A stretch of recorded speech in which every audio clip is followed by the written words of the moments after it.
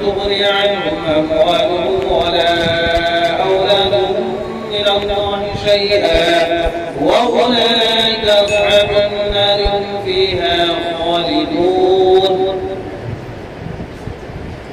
أعوذ بالله من الشيطان الرجيم.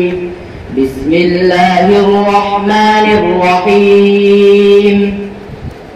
إن الذين كفروا لن تغني عنهم أموالهم ولا أولادهم من الله شيئا وأولئك أصحاب النار هم فيها خالدون. مثل ما ينفقون في هذه الحياة الدنيا كمثل ريح فيها سر أصابت حرث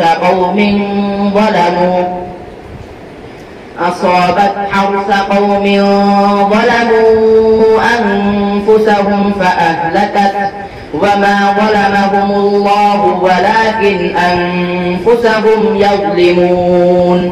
يا أيها الذين آمنوا لا تتخذوا بطانة من دونكم لا يألونكم خبالا ودوا ما عنتم قد بدت البغضاء من أفواههم وما تخفي صدورهم أكبر قد بينا لكم الآيات إن كنتم تعقلون.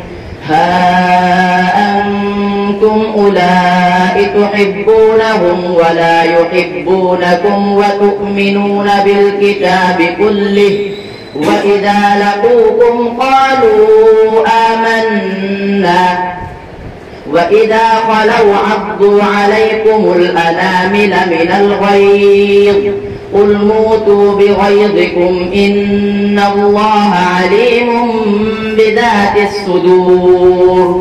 إن تمسسكم حسنة تسؤهم وإن تصبكم سيئة يفرحوا بها وإن تصبروا وتتقوا لا يضركم كيدهم شيئا إن الله بما يعملون محيط.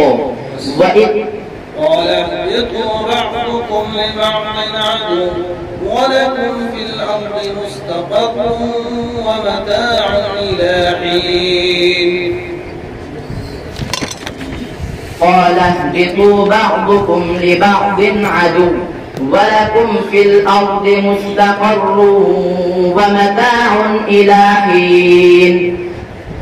قال فيها تحيون وفيها تموتون ومنها تخرجون. يا بني آدم قد أنزلنا عليكم لباسا يواري سوآتكم وريشا ولباس التقوى ذلك خير ذلك من آيات الله لعلهم يذكرون. ثمانية أزواج من الضأن اثنين ومن المعز اثنين. أعوذ بالله من الشيطان الرجيم. ثمانية أزواج من الضأن اثنين ومن المعز اثنين. قل أذكرين حرم أم الأنثيين أما اشتملت عليه أرحام الأنثيين. نبئوني بعلم إن كنتم صادقين. ومن الإبل اثنين ومن البقر اثنين. قل أذكرين حرم أم الأنثيين أما اشتملت عليه أرحام الأنثيين. أم كنتم شهداء إذ وصاكم الله بهذا فمن أظلم ممن افترى على الله كذبا ليضل الناس بغير علم إن الله لا يهدي القوم الظالمين. قل لا أجد فيما أوحي إلي محرما على طاعم يطعمه